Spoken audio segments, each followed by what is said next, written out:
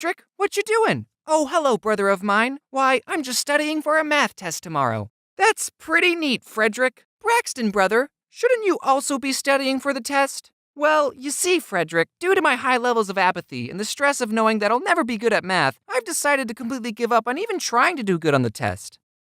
So, what are you gonna do instead? Oh, I'm just gonna go watch some YouTube videos. School sucks! Especially math! Ugh! When will I ever use geometry/trigonometry/calculus in the real world? I think you're only saying that because you're bad at geometry/trigonometry/calculus. Why is everyone so quick to hate on math? Math is easy. How many essays did you have to write for math class? Oh, that's right, e to the I pi plus 1.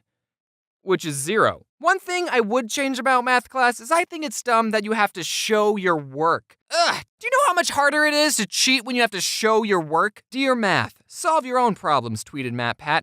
I hate Matt, replied Protato Gamer. Hey, that's not very nice of you, Prote. All he did was tweet about math. Maybe what you really hate is spelling. Or maybe you really do hate MattPat. Well, two can play at this game. When will I ever need to know about the themes and symbolisms in To Kill a Mockingbird when I go into the real world? That's right, never! You don't need to know anything to be in the real world. Okay, I think we can all agree that a lot of what school teaches you isn't that important. And there's definitely more important things schools could be teaching you, like taxes or how to pick a good president. But I'm not the one who makes the curriculum, so why am I even talking about it? Regardless of how broken your education system is, you should always stay in school, kids. Right, Dave?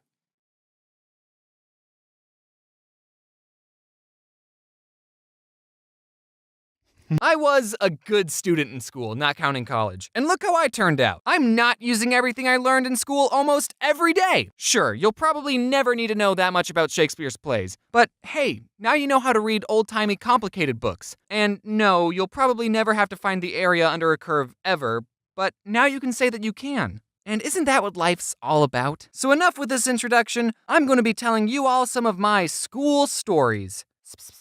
What do you mean Jaden already made a video on school stories? Did she call them school stories? I already stole from her like 2 videos ago. Okay, I'll think of something. So enough with this introduction. I'm going to be telling you all some of my Academy anecdotes. So you know how guys can pee standing up? It's amazing. Ladies, if you've never peed standing up, then you're missing out. But there are some rules that apply with having the superpower. Like, don't go to a urinal right next to another guy unless it's absolutely necessary. Or if the urinals don't have a divider, then everyone can all agree to keep your eyes and mind straight. These rules have been taught to us at a very young age. By the time we were in elementary school, we were all pros at peeing. Except for some of us when we were asleep. But that's not important. So at this point in life, we all should have known what we were doing. But there was this one kid who I guess no one ever taught him how to pee correctly. This kid, I'm not going to say his race because it doesn't matter, but when he went to the bathroom, he would pull his pants and underwear all the way down to the ground. Some of the ladies watching this might be thinking, wait, is that not how guys pee? Ladies, you'll just have to trust me on this, but that is the most wrong way a person can pee. The first time I saw the kid doing this was when I was in the urinal right next to him. Pee faster! As us 2 bros were peeing, a 3rd bro walked into the bathroom, saw this kid's bottom, and just went, ooh, and walked out of the bathroom. I wish I could have done the same. How do you tell someone, hey man, when you pee like that, everyone can see your butt, so just...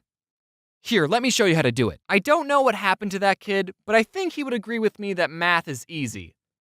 He was Asian. When I was little, I had a very weird sense of humor. So in the 5th grade, there was this girl I'd known for a long time. We weren't strangers or anything. And one day I said to her, you have 2 big blue zits right there. And I pointed at her eyes. I was talking about her eyes. I called her eyes zits.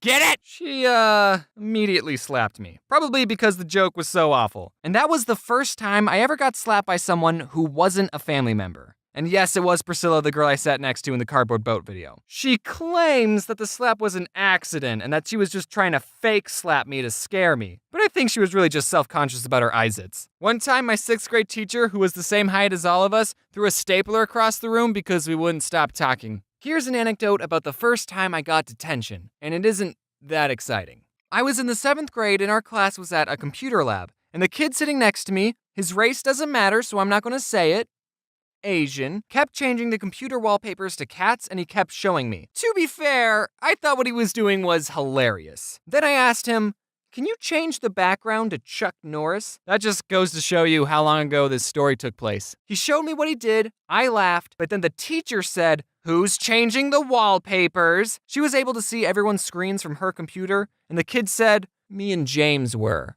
Dude, don't bring me into this! You were the one changing the wallpapers. I mean, I was involved a little, but don't drag me down with you. We ended up getting detention, except my school didn't call it detention, they called it CARE, which I'm sure was an acronym for something. If it wasn't an acronym, that would have been a weird thing to call detention. Let's just say it stood for Kids Are Really Extra. The whole time I was in CARE, I kept thinking in my head, don't cry, don't cry, don't cry. If they see you cry, you might as well move to China. And that was the only time I got detention. Except it wasn't called detention.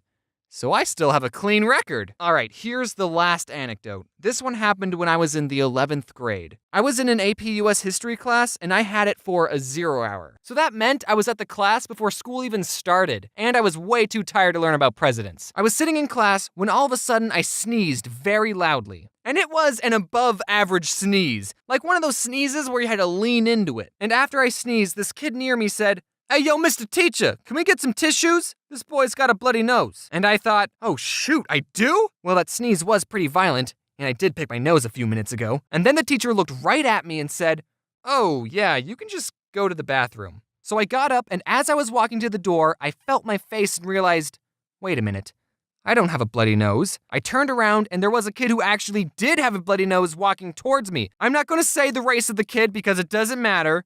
Canadian, but I was in a pretty awkward situation. So I punched myself until I actually did get a bloody nose. Nah, I'm just kidding. What I really did was I said out loud, "I have to go to the bathroom too."